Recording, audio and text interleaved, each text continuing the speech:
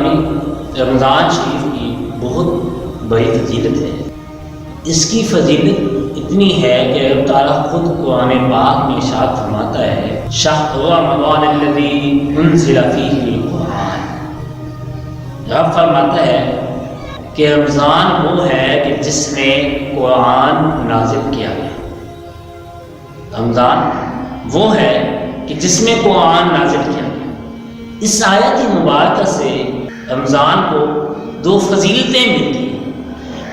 ایک فضیلت تو یہ ہے کہ رب تعالیٰ نے قرآن پاک کے اندر کسی مہینے کا نام ذکر نہیں فرمایا، نہ محرم کا، نہ صفر کا، نہ ربیع الاول کا، نہ ربیع الثانی کا، نہ جمادی الاول، نہ جمادی الثانی، نہ رجب، نہ شعبان۔ رب تعالیٰ نے کسی مہینے کا نام قرآن پاک میں ذکر نہیں فرمایا، اور رمضان کا نام ذکر فرمایا ہے قرآن پاک کے اندر، شہر رمضان الذی۔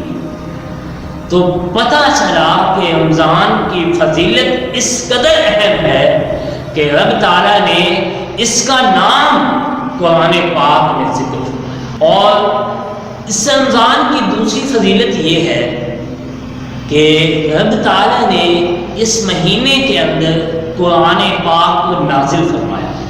رب تعالیٰ خود قرآن پاک میں فرماتا ہے انزل فیہ القرآن، رمضان شریف میں قرآن کو اتارا گیا۔ تو یہ معزز اور مکرم مہینہ ہے، ہمارے درمیان چل رہا ہے۔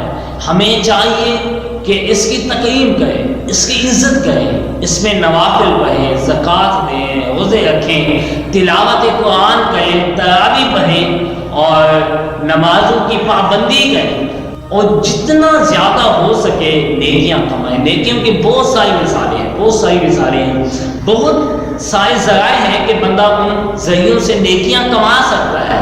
تو جتنے ذرائع سے آپ نیکیاں کما سکتے ہیں کوشش کر کے نیکیاں کمائیں، کیونکہ نبی پاک صلی اللہ علیہ وسلم کا فرمان ہے کہ رمضان شریف میں نیکیوں کا جو مل ہے، جو نیکیوں کی قیمت ہے، جو نیکیوں کا بھاؤ ہے، وہ بڑھا دیا جاتا ہے، وہ زیادہ کر دیا جاتا ہے۔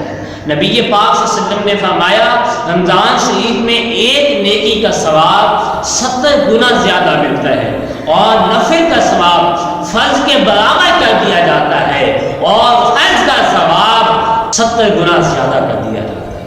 تو ہمیں چاہیے رمضان شریف میں زیادہ سے زیادہ نیکیاں کریں تاکہ زیادہ سے زیادہ ثواب ہمیں ملے۔